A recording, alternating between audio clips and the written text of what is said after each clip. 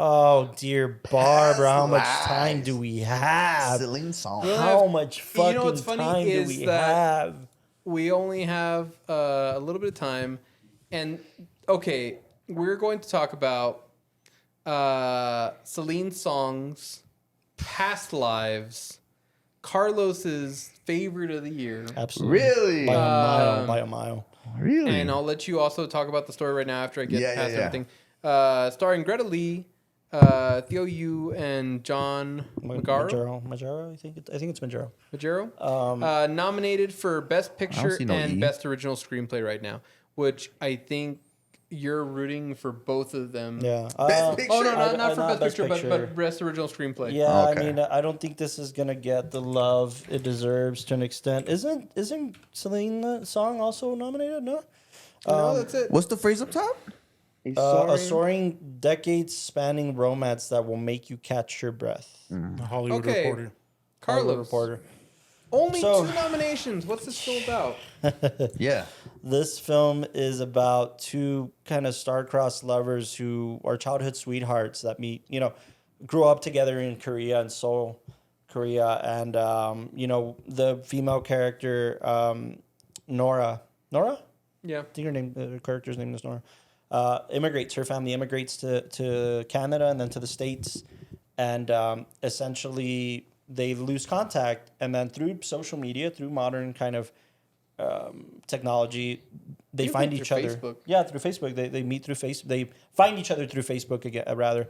Kind of just on a random memory. It turns out they were both kind of looking for each other, and they connect, and they kind of have this long distance relationship for a stint that could have been romantic, and it was heading in that direction, and then ultimately long distance is hard, and they both have aspirations that aren't going to allow for them to do this if they want to pursue those aspirations. So 12 years pass by kind of once again, and they both are leading different lives, both engaged and married, and then he visits the States and sees her again in person for the first time since they were kids, and it just goes through this trajectory and focuses on this core theme of Inyon, which essentially is why this film is called Past Lives. It's a Korean, Buddhist principle rather, that focuses on how individuals who simply brush themselves on the street, that they have been connected through a past life in some scenario. Where if you just bump into somebody, that means you're connected into a past life. Yeah, but I if like you're that. married to a character, or you're married to an individual, you have 8,000 layers of Inyon between you. That means in past lives, you've 80,000? 88. 8. 8,000. It was just 8? It's 8. And so this principle of Inyan is the glue for this entire picture, because the questions are we really connected? Are we really connected on that deep of a level? Well, yeah, we've known each other since we were little kids, but you're also married, and that's a very special relationship. And I think it's just this thing of closure that they both didn't even know that they needed. And it's just a beautiful, beautiful, beautiful Right up your story. alley. Right up my alley for sure, and my sensibilities for sure. But I think this picture's phenomenal. I think the execution of this picture's phenomenal. I think the bookends of this picture's phenomenal. As simple as this film is, like in its execution, right? Because it's we talked about it a lot with what is it called, the Before trilogy. Just these very simple elements. Yeah. That are absolutely perfect in every way, that then when they come together for this film, it doesn't need to do anything over the top to make you really care about them and care about these characters and care about the story and everything. And I mean, I think when it ends, you really are left with that impact of... Yeah. I don't know that there's been a film in these 10 films that has left me thinking about the film for weeks on end after I've seen it, and this film did. I mean, that it for even me. affected like the last film that we did, right? Yeah, Yeah, very definitely, much so. definitely. Oh, you saw it before? No, but we were in post production for my current film, and it's informing Yeah. a lot of the dynamics of what I want this story Even to the be. color, we're gonna, The color references and color Nice. palettes, and it's just a phenomenal picture, and for me, it's a 10. By the way, Wow. that's where I'm starting no, at, setting the bar. There's only like 3 10s that you've told me. No, he has a few tens. Yeah, there, a few right? tens at this but, point. like But- again, I'd put it up with like the Before trilogy. You know, it's For me, Yeah, it's the same like, thing, like, it's unfortunately- more closely related. It has nothing to do with them being aged. It's more closely related or a close cousin of In the Mood for Love. In the Mood for right? Love. This non-romantic relationship, this non-romantic relationship that you want to be romantic, but at the same time, that's not what life is about, and the exploration of life and where you end up. And it's just fucking terrific picture. I don't know what direction. I guess go this way. Okay. I'll give it a 9.7. I think fantastic in every category. I thought there was a lot of simplicity in the cinematography and simplicity in the compositions, but that simplicity really, like, they knew how to, and it goes more to the directing, but they knew how to take these simple moments and expand them just enough where you could really feel it. I mean, the closing shot, one of the closing shots of them both waiting for the Uber to come so this guy can go to the airport. And you're just left with these two characters in the center frame, balanced well. We didn't need to push the camera into their faces They or anything. didn't say anything. They didn't have to do anything. They just we have their full bodies in the frame. It's kind of distant, so you would think, oh, it's not going to feel that intimate, but no, we're just left there, and we're left dealing with this tension you can cut with a knife. And then he finally goes, and it's like, okay, I guess this is goodbye. We'll see each other in the next life. Yeah, we'll see each other in the next life. And then she walks back, and you're there for that entire walk back. And the amalgamation of these emotions, and she's left with it, and he's gone again. And the sob says so much. And and the fact that her husband is embracing her, any typical husband would be like, bitch, what are you crying about? Yeah. You know, and in this scenario, it's like, no, I get it. And him as an intellectual, as a writer, as an artist, as a creative, he'll be like, isn't it a perfect story? It's a perfect story. Like, I don't hold a candle to this fucking story, man. Like, I don't hold a candle to two childhood sweethearts or reconnecting after 24 years or whatever. No, it's fantastic. It's a phenomenal thing. It's so simple, but you feel every bit of it. 9.7, right? 9. For you, yeah, 9.7. And by the way, just I think, in addition to Best Picture, it would be an amazing. IndieWire is something I've trusted for a long time, and it's been kind of the publication that I trust the most right now. Put this thing at their number one. Also, they're like, if this one's Best Picture, we're all for it. What are the chances? It's an upset. It's definitely an upset. Everybody's rooting for either Oppenheimer or Killers of the Flower Moon to take Best Picture, and I think politically, Killers of the Flower Moon is going to end up winning. I think it's the only thing it's going to win, and I think if Oppenheimer won Best Picture, nobody would be mad either. So, but I really want Past Lives to win. At the very least, Best Original Screenplay. It does. The original, again, man, I just always think about the opening shot. It's them three at the bar. You know, the husband, her, and then the question is, who are they? Do you think the Asian couple are a couple, and then this guy's like their white tourist guide? No. The white guy's with the girl, and then that's her brother. That. It's fucking great, man. It's fucking. It sets up the whole picture so that when we kind of bookend at the end, it's like, okay, what are they? Genuinely, what are they? I mean, yeah, these two are married. So what? Does this relationship mean anything? It poses so many questions. It's phenomenal. Nice. Austin. Yeah, it's a dime for me. It's a dime. A dime. Yeah. Personal favorite. Personal favorite. Yeah. Why? Just great. Awesome. If it's anything like In the Mood for Love or the trilogy, I'll give it a 9.5. That's where you sit with it? Yeah.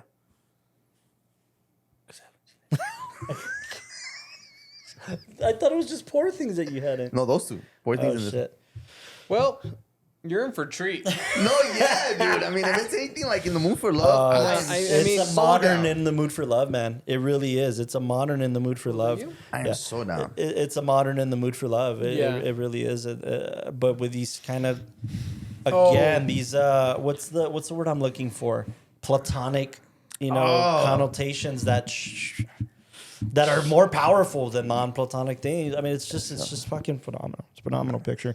Also, John Magaro, man, I love him as an actor, man. I think he's so underrated. I want to see him in more things. The only other film I had seen him in was in a little film that I really love called Liberal Arts. And do you remember Liberal Arts? Yeah. And he plays the student who tries to kill himself and stuff. And I just love him. I love him as an actor. Shit. I think he's uberly talented and should be in more films. Yeah. But man, just Past Lives has a lot to say in this hour 45, hour 30, hour 45 fucking, or is it 2 hours? Maybe it's closer to 2 hours. I think it's hour 45. I thought it was 2 hours at least. I feel like Hour But 45. hour Did this have a 45. theatrical release or just? It did, and I missed it because I was waiting for somebody. I won't name names, Chuck, who was like, "No, we should watch it together. I'll get the screener and we'll watch it." And no, we didn't watch it. I ended up just watching it. I mean, so your route right now is for best original screenplay. I would at the very least, man. The way this film is structured is genius.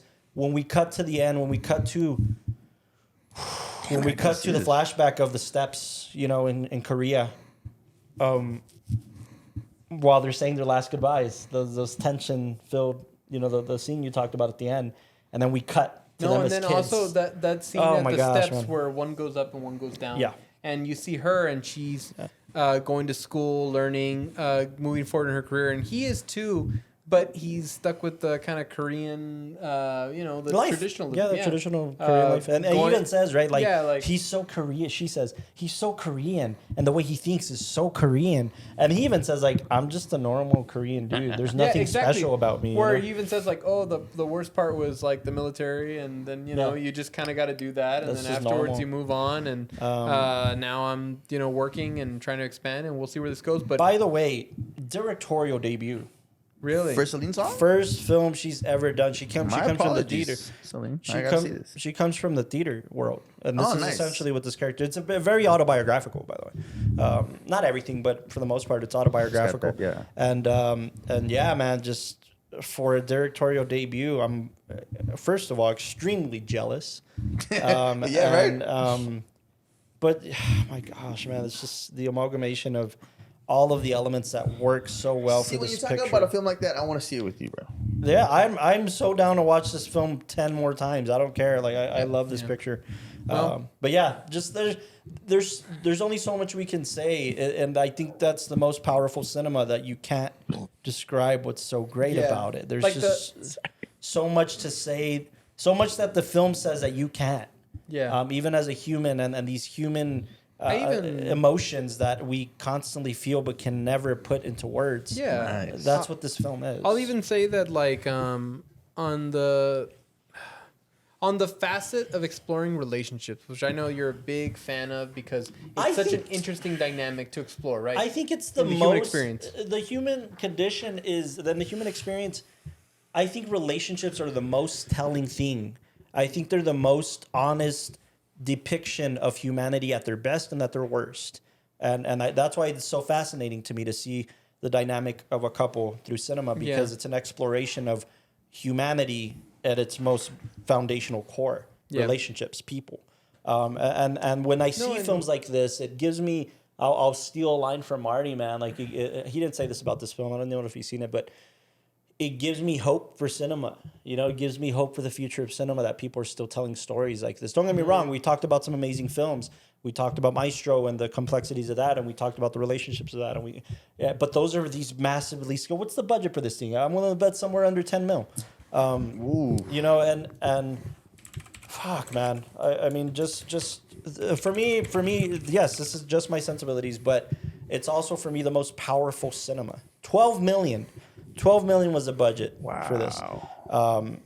Probably the lowest budget of all of the Best Picture nominees is my guess. 35-20.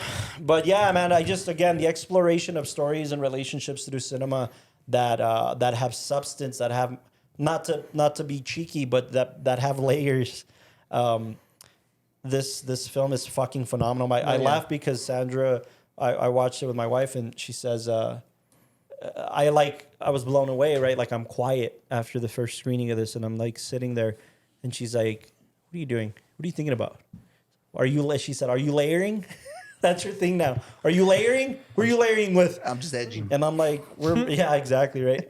But no, man, it's just this fucking film leaves me dumbfounded, man. The more I think about this picture. Now, this is probably one of the most annoying questions, but do you put this above In the Mood for Love? No. Because you're talking about it Because like you got to really, pay really- honor to the people who founded it. Exactly. No, yeah, that's why I want to say it in a No, disrespectful it's way. not a dumb question. I mean, like I said, film gives me hope to tell these kinds of 'Cause stories. you're talking about it like and they're all different, by the way. Like even cultures, right? Like culturally, In the Mood for Love is Hong Kong cinema, and those dynamics of that people. This is Korea, and Korean American, technically, and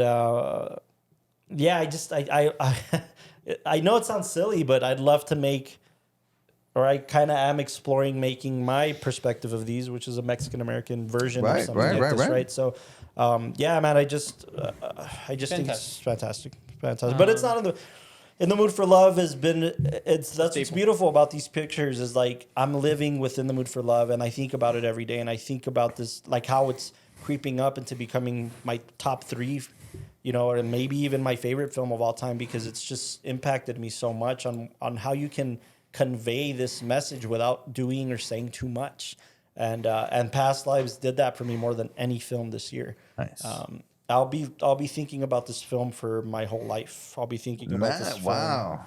I will be living with this film, and if it impacted me this much right now, Sorry. Were you in a grocery store? I'm sorry. I didn't mean to put that there. you're gonna have to cut it into the episode. Were you in the vegetable section? What the? Anyways, we Here, I'll can show you real skip ahead quick. because, like I said, somebody's immune. you're Indian with these eggplants.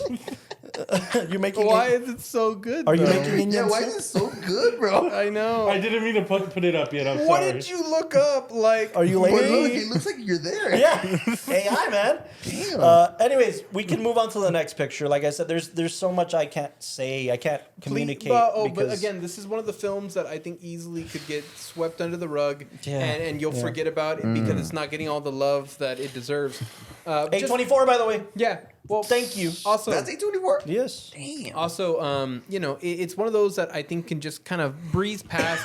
And again, there's so many Hour great films 45. this year. So many great films. This is definitely one to not sleep on. Go and watch this one for sure. Yeah. Absolutely. Next film. 10, 9.7, 9.5.